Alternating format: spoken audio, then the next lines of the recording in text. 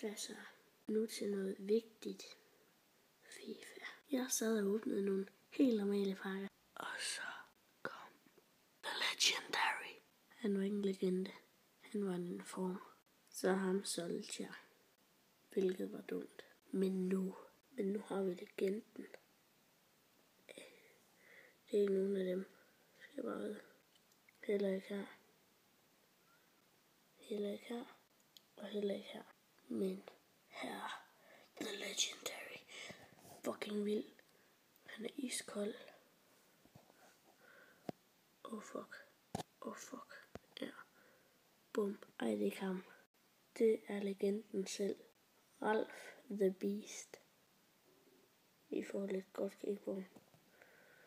Han er mega vild og sjælden. Fuck. Fuck. Fuck. Fuck. Fuck.